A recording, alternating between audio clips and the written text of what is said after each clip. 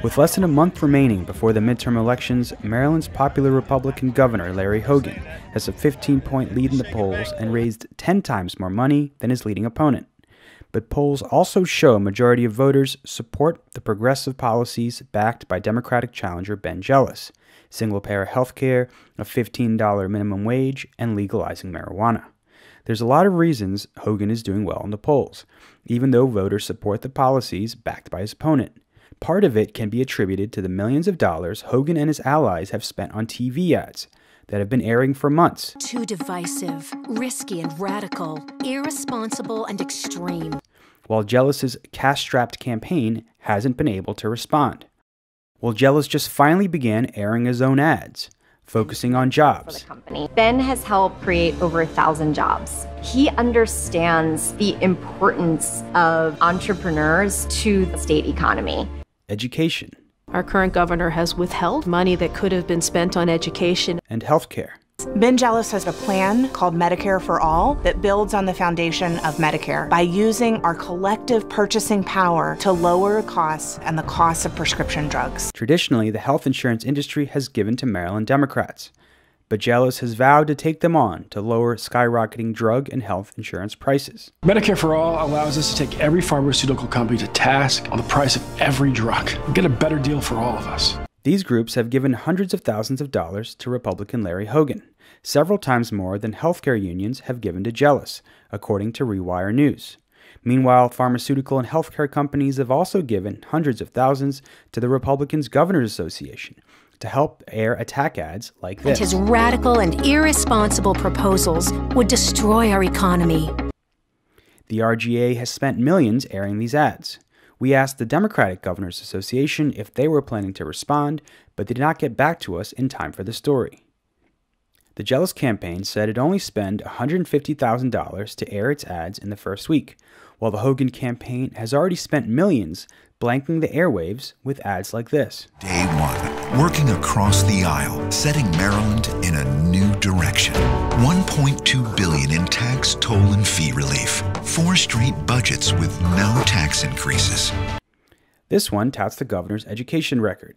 Passing the lockbox referendum ensures that continues for generations. But critics say it's misleading because the lockbox was actually created and passed by Democrats. An outside group comprised of unions is backing Jealous by spending $1 million on ads like this one, focused on linking Larry Hogan to policies backed by billionaire Education Secretary Betsy DeVos and Donald Trump. Governor Hogan just keeps cutting. So unlike some other Trump policies, this one seems to be one that Governor Hogan can get on board with. What's gotten less attention is that Hogan did attempt DeVos-style reforms in Maryland, such as deregulating charter schools, which proved disastrous in Michigan, DeVos's home state. Something Hogan pushed back on in the only scheduled debate. Let's talk about Betsy DeVos first. Betsy DeVos is the Secretary of Education. She came out to a school in Montgomery County to read books to kids. I sat there in a first grade class and read books to kids. For more analysis, we talked to longtime radio host and Real News correspondent Marc Steiner. And Larry Hogan has spent a ton more money than Jealous because he has much more money than Jealous to spend on ads. And some people think that that's the reason why he's ahead. I don't think that's the reason he's ahead. I mean, that's what keeps you ahead and pushes your campaign in this mediated world of ours. But Larry Hogan began as one of the most popular governors in the history of the state of Maryland, if not the most popular governor in our living history. For lots of complex reasons, he's the most popular. So it doesn't hurt that he's ahead with his ad because of the ads. That helps him, gives him a boost, especially with his kind of negative ads against Jealous. I think they can work, but I don't think that's the reason why he's ahead. The polls are interesting when they show that the campaign platform of Ben Jealous is very popular. Those issues are popular with the Maryland voters. It doesn't always translate into you're going to vote for that candidate for a lot of reasons. A, that they may think that they believe in those things, but they don't necessarily think they can happen. Or that person who believes in those things can actually deliver on he or she says they can deliver on. And I think that's a big part of it. And the other part is, think about Maryland's demographic. Maryland is 60% white.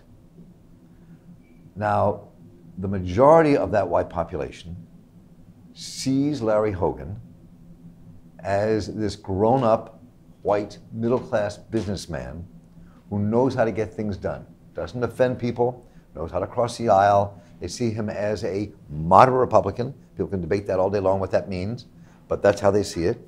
And I think that's, people dislike Martin O'Malley so much that they're relieved to have this man who they see as strong and a tough leader and who's resolute, getting things done. And he also knows how to play politics and has shown the state that he has done things even when he hasn't done them.